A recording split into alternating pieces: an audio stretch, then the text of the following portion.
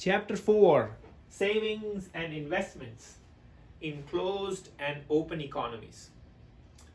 This chapter is all about how does savings and investments make an impact in a given economy, whether it's an open or a closed economy. So savings, S, is equal to the output minus the consumption minus the government purchases. How do we arrive at this savings rate equation? Let's go through this. So overall savings is private savings plus government savings. The overall for what the nation saves is equal to what individuals save, like the private savings, and what the government saves. So SP plus SG. SP equals YD minus C. YD is a disposable income. You and I have disposable income, but the savings is after we have spent the consumption part. We spend money, so this is consumption. So our private savings is equal to whatever income we have disposable minus the consumption. But what is disposable income? It's equal to total income minus taxes. For the country, it will be total output minus total tax. So if we substitute here, we get private savings equals Y minus T minus C, right? Which is total income minus total tax paid minus, let's say, total consumption spent. Whatever we spend, whatever taxes we pay, and whatever we produce is the private savings. Similarly, government savings can be arrived at, so government makes money by collecting taxes. The taxes minus whatever government consumes, like it spends on, let's say, the police department, and it also makes investments like highways and others. So taxes is what it uses the money from, and then it does these two. So if we combine CG plus IG, then we get G, which is the government purchases. So SG will be taxes minus government purchases. This is what the government saved at the end of the day, right? It collects taxes, and then it spends. So if we combine SG and SP together, SP plus SG will be the nation saving, the private savings plus government savings. So then it will be Y minus T, C, and G, right? So we will get this equation. This is the national savings rate. S equals Y minus C minus G, right? This is important. So a given country's savings is impacted by how much it produces, how much goods and services it produces, how much the consumers spend, or the total spend, like if you spend more, and how much is the government spending. So it is positively impacted by the output, the goods and services produced, negatively impacted by consumption. The more you consume, the less your savings. The more the government spends in purchases and in investments, the less the savings. So this is the most important. Savings is equal to production minus consumption minus government spending. Right? Now, if we combine this with what we learned in Chapter 3. In Chapter 3, we learned the national identity equation. So national income identity equation, which is Y equals C plus I plus G plus NX, which is output equals consumption plus investments plus government spending plus net exports, right? Now, if we substitute S equals Y minus C minus G here, and we substitute Y in this equation, we get savings equals investments plus net exports. And this is the savings identity. So if we combine the national savings rate, how much the nation saves in a given year, with the national income identity, how much is the income. So the income goes into investments, government spending, exports, and consumption, right? So if we combine these two, we get the savings identity. So basically the importance here is that savings can be used for either investments or it can be used for exports, net exports. NX is nothing but exports minus imports, right? So if a country has a positive savings rate, then it will build assets. But if it has a negative savings rate, meaning if it is having negative savings, then it will reduce assets. And this is what the graph in the chapter shows, that for foreign assets as a percentage of GDP for the United States has gone from plus 10% to now almost minus 25% of GDP. Right? So if a country saves less, then more and more of the foreigners own the country's assets. Interesting, right? So savings is pretty important. And then savings is driven by output, consumption, and government spending, right? And this will help us to understand how savings work in a closed economy and in an open economy. So there are two parts. So the difference is, in a closed economy, exports is zero. So in this equation, if we substitute NX equals 0, basically a closed economy is an economy that doesn't trade with any other country. It's closed. There's no goods and services moving out. There's no capital flow moving in and out. So NX is equal to 0. So if we put NX equals to 0 in our savings identity, we get S equals I, which basically saying savings and investments balance each other, right? Whatever your savings is your investment. Whatever is investment is your saving, right? And so if we were to draw savings and investment versus the interest rate, now we want to combine this, how all of this is, how savings is tied to the real rate of interest, real interest rate. That's what this part will help us.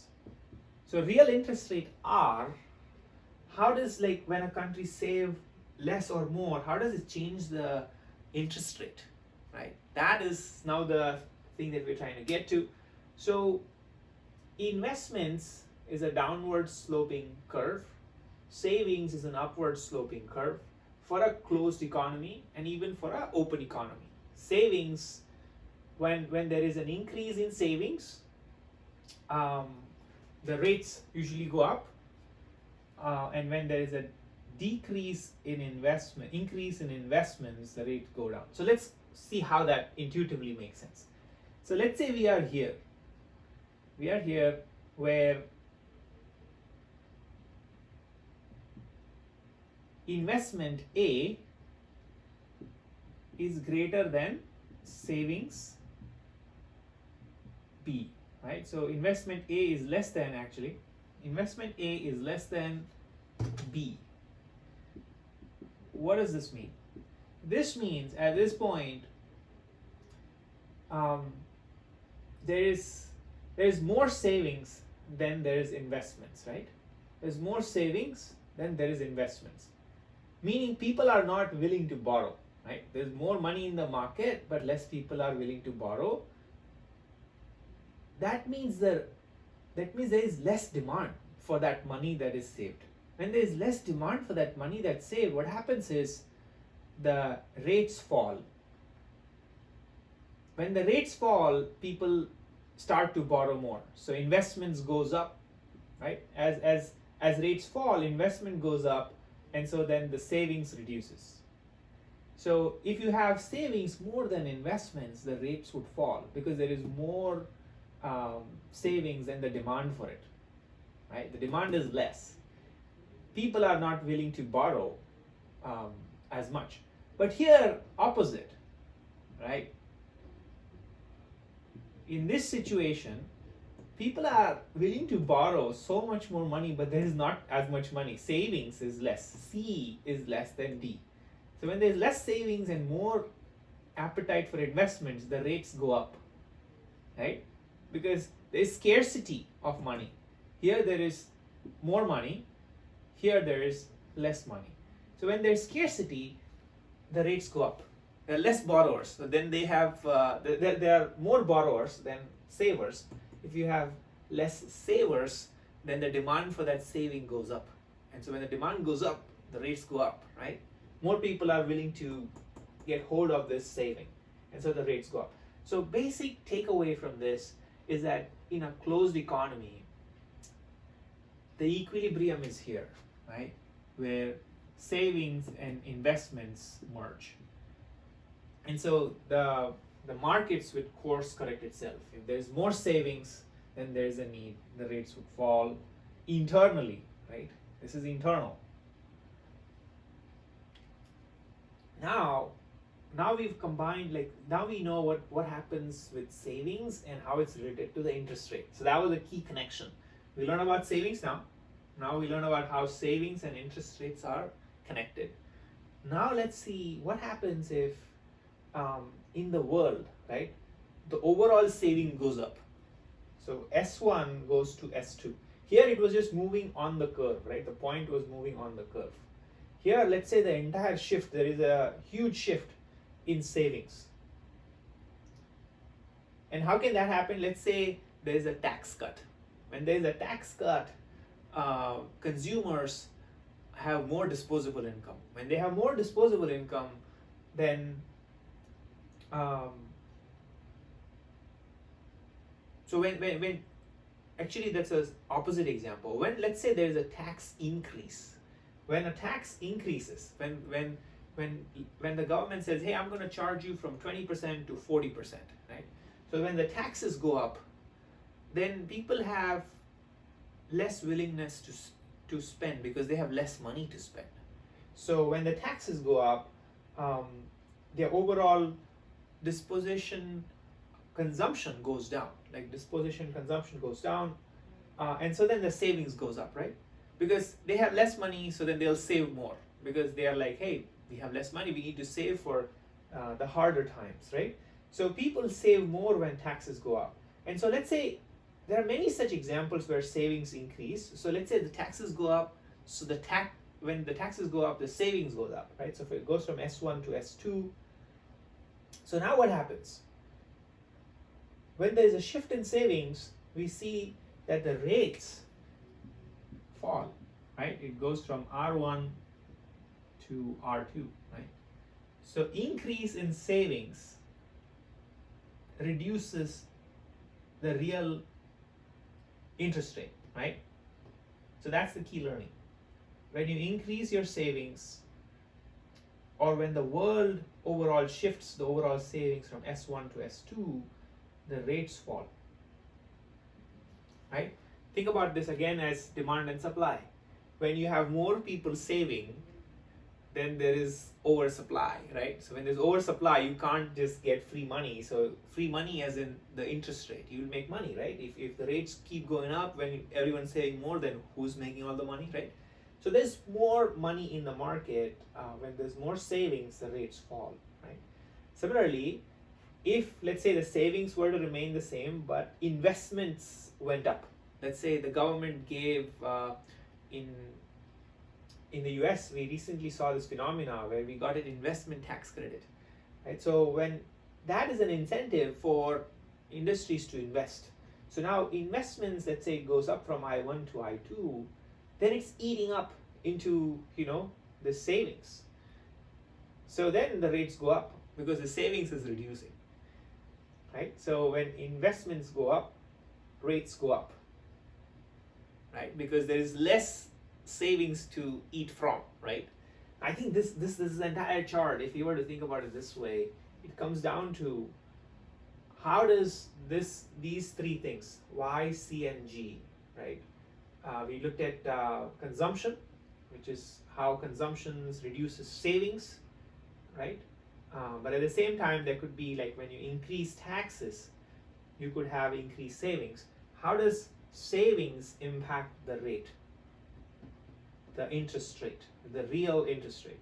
Increase in savings means there is more supply of money, right? Increase in savings reduces the rate, the real rate. But if you increase the investments and you're eating into your savings, then your rate goes up, right?